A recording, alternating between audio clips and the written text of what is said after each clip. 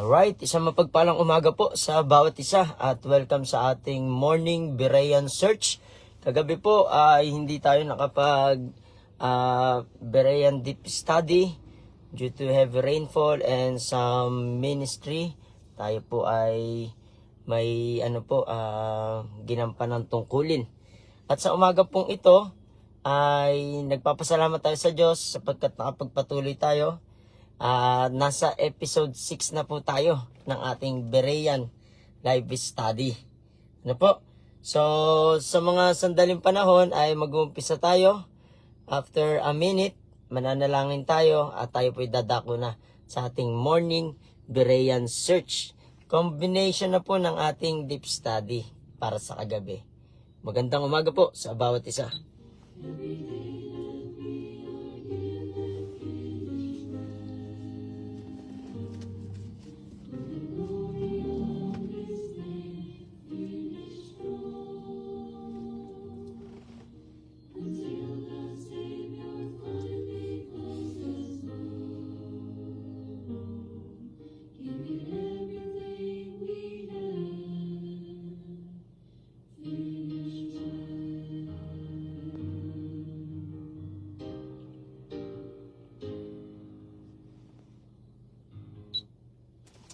Alright, magandang umaga po sa bawat isa. Ang ating pong pag-aaralan sa ngayon ay tungkol po sa biblical separation. Ito po ay doktrina ng Biblia at malaki po ang magandang idudulot nito sa buhay ng bawat Kristiyano at sa mga bagong mananampalataya na naglalakbay sa pagsunod sa Panginoong Hesukristo. Bago po tayo magpatuloy, manalangin muna tayo. Dakilang Diyos, Ama, makapangyarihan sa lahat. Salamat po sa bagong umaga yung pinagkakaloob mo. Humihingi kami ng tawad anumang ayong pagkukulang pagkakasala. Salamat, Panginoon Diyos, sa buhay, sa panibagong pagkakataon. Unang araw ng sanglinggo na kami po ay may pagkakataon. Mamaya magsama-sama, magsamba ang mga anak mo. At meron po kami pag-aaralan patungkol sa inyong salita. Palain niyo po, Panginoon Diyos, maski ang maabot po ng mga video at pagtuturo na ito. Sa ngalan ni Jesus, Amen. Amen. Sa muli, ako po ang inyong kaibigan, Henso May Baptistimen. At pakinggan niyo po ang ating pag-aaral. Dito po matatagpuan sa 2 Corinthians chapter 6, verse 17. 2 Corinthians chapter 6, verse 17. Babasahin ko po sa inyo. At inyo na lamang din po sundan. Kung meron po kayong mga Biblia dyan, pwede nyo pong buksan. At kung may mga notebook po kayo dyan at ballpen, you can take down notes. So sabi po rito, "Wherefore come out from among them and be ye separate, saith the Lord, and touch not the unclean thing, and I will receive you. I will be a father unto you, and ye shall be my sons and daughters, saith the Lord Almighty." So makikita nyo po rito yung biblical separation. Meron pong itinuturo ang Panginoon Diyos natin ng biblical na pakikihiwalay. Oops, tandaan nyo na po, hindi po ibig sabihin nito ay isolation. Ang ibig pong sabihin nito ay dedication unto God. Ibig sabihin, yung buhay mo ngayon, inihihiwalay mo na sa kung ano ka noon at humihiwalay tayo sa mga kasalanan, humihiwalay tayo sa gawa ng kaaway o sa mga naglilingkod sa demonyo at tayo ngayon ay nagiging handog o dedikado o deboto sa Panginoon, sa kanyang gawain at sa kanyang katuwiran. Ang tawag rin po ron ay kabanalan. Tandaan nyo po, ang Diyos ay tumatawag talaga naman ng mga tao. God has always called His people to be different. Gusto niya tayo ay merong kinaibahan, makilala bilang Kanya dito po sa mundong ibabaw na ito. Different in belief, in behavior, in worship, and different in lifestyle. Hindi tayo sunod sa uso sa sanlibutan o di kaya naman kamuka ng sanlibutan. Kundi tayo dapat ay maging kamukha ng Diyos, tayo po ay maging representative o ambassadors ng Panginoon Diyos. Kaya dapat may kinaibahan sa ating pamumuhay na kaysa po sa mga taga-mundo, kaysa sa mga hindi sumasampalataya at wala pang tunay na Kristo Jesus na tinanggap sa puso nila. Ito po ay holiness na tinatawag. Holiness is not legalism. Hindi po yung meron kang susundin ng mga batas-batas, kabanalan na. Kapag hindi po rin nakaugat sa pag-ibig at pagsunod sa Diyos, hindi rin tawag doon ay holiness. Mga religious acts lamang po yun. Pero kakaiba kapag holiness na nakaugat, nakatungtong sa mahal mo ang Diyos at kaya mo sinusunod. Ano ba ang biblical separation? It is separating from sin and separating unto God. Ibig sabihin, lumalayo na tayo sa kasalanan at tayo ngayon ay nananahan na sa Diyos sa kanyang katuwiran. Habang lumalayo ka sa kasalanan, sa karumihan ng sanlibutan, at sa kung anumang mga kasinungalingan, ikaw naman ay lumalagay sa katotohanan, sa katuwiran ng Diyos at sa kanyang kabanalan.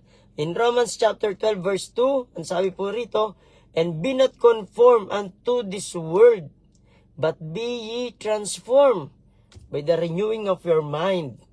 So nais ng Panginoon, huwag tayong magkonforme o maging kamuka o sumang-ayon sa sanlibutang ito. Ano ba ang nasa sanlibutang ito?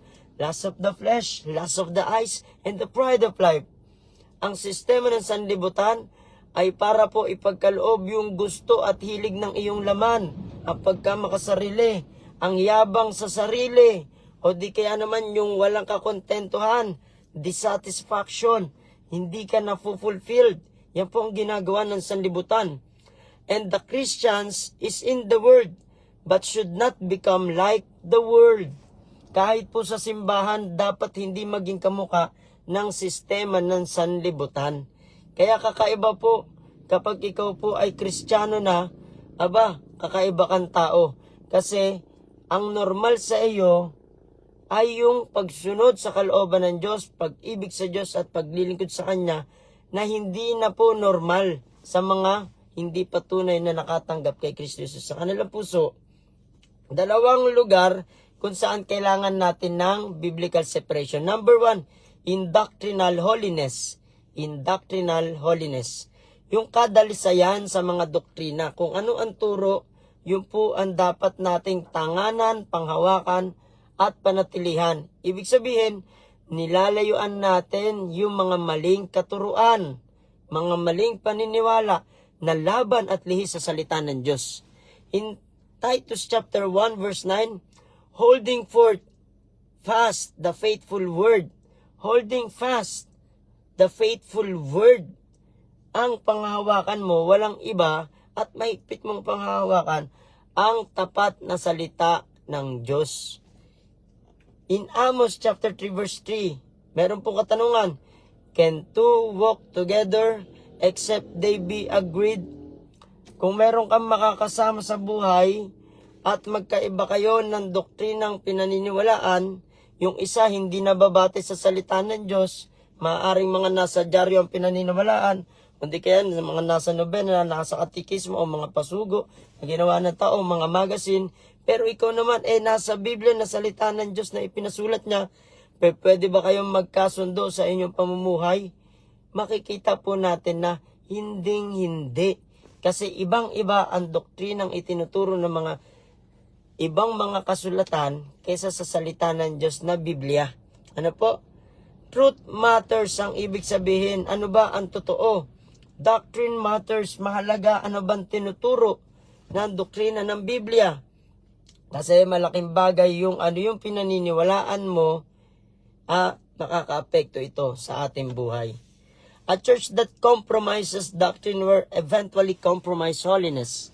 Ang simbahan na ikono-compromise o nagko-komporme, hindi naninindigan sa doktrina, ay nagiging kompromiso na rin sa kabanalan. Imbis na siya ay nakatalaga sa Diyos, dedikado sa Diyos, ay dahil walang paninindigan, hindi nakikipag-iwalay sa maling katuruan, ay nangyayari po, nawawala na sa kabanalan, napupunta sa kasalanan. In doctrinal holiness, number 1, biblical separation, you need it Number 2, in lifestyle holiness, sa pamumuhay mong nakasanayan. Ito na yung buhay mo. God also cares about our conduct. Kaya nga sabi niya sa Timoteo, be thou an example in words and in conduct. In 1 Peter 1:15-16, be ye holy in all manner of conversation. Maging banal ho tayo sa anumang paraan o lugar o anumang aspeto sa ating pamumuhay. Hindi po conversational, pakikipag-usap lang. Ito po yung pamumuhay mo ang tinutukoy sa Biblia. Ano-ano po ba yung meron tayo? Sa kabanalan, dapat po ito'y inasa ating mga pananalita. Ang kabanalan ng Panginoon, simple lang. Yung pananalita mo, hiwalay sa mga karumihang pananalita, mga panunumpa, pagmumura, mga pagkagalit, kundi salita ng Diyos na kung saan puspos ng biyaya ang iyong pananalita. Sa iyong pananamit, nagiging maayos na. Hindi na pang-adik, o di kaya pang mga geng-geng, o di kaya naman mga kasuotang hindi kaluluguran ng Diyos. Nagiging bago na ang ating pananamit. In entertainment, sa iyong mga kinagigiliwan. Noon nagigiliw tayo sa mga prank, sa mga masasamang mga ginagawa at ginagawang katatawanan. Pero ngayong ikaw ay Kristiyano na, nagiging entertainment mo na rin yung makapaglingkod sa Diyos, o di kaya naman kaluguran mo na at nasisiyahan ka na. Mga Bible games na may kinalaman sa pag-unlad ng iyong kaalaman. At sa ating mga relasyon, nagbabago na rin, na itutuwid, na itatama na. Una sa Diyos pati sa tao. Ang ating mga pag-uugali, our attitudes, kung paano tayo nakikitungo sa mga tao, binabago na ng Panginoon. Our priorities, dati una sa'yo ang pera, una sa'yo ang cellphone, una sa'yo ang sarili mo, una sa'yo ang negosyo mo o hanap buhay mo. Pero ngayon iba na, una na ang Diyos sa ating buhay, kaya isinasaayos niya ang ating pamilya, ang ating hanap buhay, ang ating pakikipagkapwa-tao, ang ating pag-aaral at marami pang iba. At ang ating pamumuhay, binabago na talaga ng Panginoon. Ito po ay kabanalan. It is our lifestyle to be holy, for our God is holy. Biblical holiness is not merely outward appearance. Hindi po yung pakitang tao o panlabas lamang. It begins in the heart. Kung totoo na tayo po'y sumusunod, na lumayo, humiwalay, o maging dedikado sa Diyos, ang ibig pong sabihin, ito po'y dapat mula sa puso mo. Bakit mahalaga ang separation? Number 1, separation protects purity. Separation protects purity. Ang kadalisayan, kalinisan, ay pinoprotektahan po sa pamamagitan ng pakikipaghiwalay o separation. Ano po? In 1 Corinthians 15:33, evil communications corrupt good manners.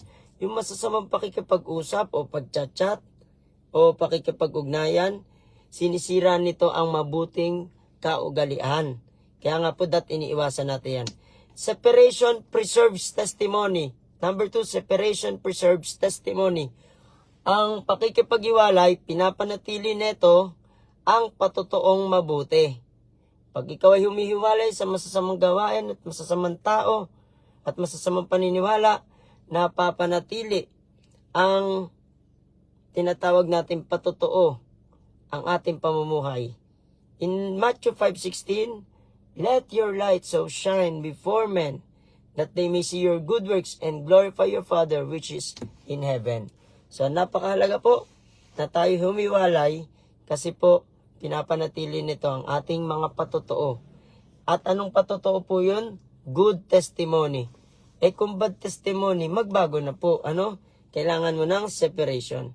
Number 3, separation pleases God. Separation pleases God. Separation from sin unto God. Yan ang ibig sabihin natin Lumayo sa kasalanan at tayo lumapit, tumangan sa Panginoon. In Romans chapter 12 verse 1, present your bodies a living sacrifice, holy acceptable unto God, which is your reasonable service. Present, ipresenta mo ibigay mo ang iyong katawang buhay na handog. Ibig sabihin, mabuhay ka para sa Diyos. Maging dedikado, maging deboto, maging determinado na nilulugod mo ang Diyos. Konting tingin sa mga false views of separation. Ito yung mga maling pagtingin. Akala nila, ang doktrina ng separation ay isolation from all people. Hindi po yan yung paglayo sa mga tao. Yung tipong namumuhay ka na lamang mag-isa. Hindi po ganon ang separation na pinag-aaralan natin. Or prideful legalism. Hindi po ganon. Yung mataas ka sa kanila, tila ba elite ka, nagiging mayabang na tuloy. Kasi sabi mo, banal ka, pero pansariling idea lamang. Pero nasa kasalanan din naman. Hindi po yun ang ibig sabihin. Pangatlo, hindi po yan man-made traditions above scripture. Hindi po yan ang separation na tinatawag. Ano po? Ang separation na tinatawag natin ay scriptural, spirit-led, Christ-centered, and motivated by holiness and love for God. Yan po ang ibig sabihin nating biblical separation. Bilang pagtatapos, ito po yung 4 na puntos na tatandaan din ninyo. Separation from sin. Separation from sin. Ang paglayo natin ay sa kasalanan. Iwasan ng kasalanan, iwanan ng kasalanan, tayo po ay tumangan sa katwiran kabanalan ng Diyos. Pangalawa, separation unto the Savior. Kung umiwali ka sa kasalanan, at ikaw naman ay tutungo sa ating tagapagligtas. Sa Kanya ka natatangan, sa Kanya ka papanig, sa Kanya ka susunod, sa Kanya ka na itinilaga. Ikaw ay para sa Diyos na. At dahil sa Diyos, gumagawa ka. Kaya anuman gagawin mo, tinatanong mo muna, malulugod ba ang Diyos? At ikaw ay namumuhay sa separation unto God. Number 3, separation for service. Kung ba't ka hinihiwalay ng Diyos sa mga gawaing karumihan para ikaw ay linisin niya at gamitin sa mga paglilingkod na mabuti. Gagamitin ka ng Diyos sa mga dakilang gawain kasi gawain niya na nagdudulot ng kaligtasan sa iba't pagbabago at pagpapala. Separation for service. And number 4, separation that shows holiness. Separation that shows holiness. Kung ikaw ay hihiwalay sa isang bagay, sa isang tao, sa anumang paniniwala, upang maipakita ang kabanalan ng Diyos. Upang maipakita ang kabanalan ng Diyos. In Psalms 119 verse 9, wherewithal shall a young man cleanse his way? By taking heed thereto according to thy word. Sa papaanong paraan, ang kabataan nililinis ang kanyang daan? Sa pakikinig at pakikinig ayon sa salita ng Diyos. Ibig sabihin, malaking bagay, magugulat ka na lang, natutupad mong kalooban ng Diyos ng biblical separation kung ang kanyang salita ay lagi mong pinakikinggan at pinapamuhay. Isinasa puso, isinasa isip, isinasa kamay, isinasa paa, isinasa buhay. Bilang pagtatapos, the world does not need Christians who blend in. Hindi kailangan ng daigdig ang Kristiyanong nakikisama o nakikilahok sa sistema ng sanlibutang hindi makadiyos. It needs believers who stand out for the glory of God. Kailangan po ng mundo, kung talagang nagmamahal tayo sa sanlibutan, ang isang Kristiyanong naninindigan sa katwiran at kabanalan ng Diyos na ipinamumuhay ang biblical separation. Baka sakaling sa buhay mo, nakakaiba dahil sumusunod ka sa Diyos, ay lumiwanag ang kagilagilalas na ebanghelyo ng Panginoong Kristo Jesus. Baka sakali ang mga naliligaw ng landas, nasa kadiliman, nasa kaguluhan, sira ang pamilya, walang pag-asa, sa pamamagitan mo, mabuong kanilang pamilya, sa pamamagitan ng buhay mong nakabukod dahil kay Kristo, sinusunod si Kristo, sila po'y magtamo ng pag-asa at higit sa lahat, mangaligtas at magkaroon ng buhay na walang hanggan. Kaya po sa umagang ito, ito ang hamon natin in our morning Berean search at sinabay na natin ang deep study para sa kagabi. Makipag-iwalay po tayo sa mga maling gawain, maling katuruan at maling pamumuhay. At tumungo tayo sa tamang pamumuhay, tamang paniniwala at tamang kaugalian na sang-ayon sa salita ng Diyos.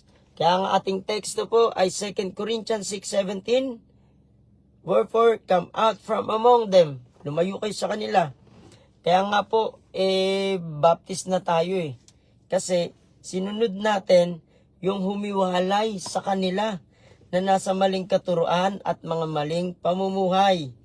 Dinala tayo ng Panginoon. The Lord added to the church daily such as should be saved. Kung ikaw ay sumampalataya kay Kristo Jesus, papatnubayan ka niya, aalisin ka niya sa maling kalipunan, maling samahan, maling pamilya, maling pinaniniwalaan, dadaling ka sa tama niyang iglesia dahil resulta ng meron kang tamang relasyon dahil sumampalataya kay Kristo Jesus bilang Panginoon Diyos, tagapagligtas. Kaya sa umaga pong ito, sumain nyo ang pagpapala ng Diyos na kabanalan sa doktrina at pamumuhay. Manalangin po tayo. Kailan Diyos Ama, salamat po sa inyong salita. Salamat Panginoon Diyos sa pagkakataon. Pagpalain niyong bawat isa, pagkalooban ng kalakasan na sumunod.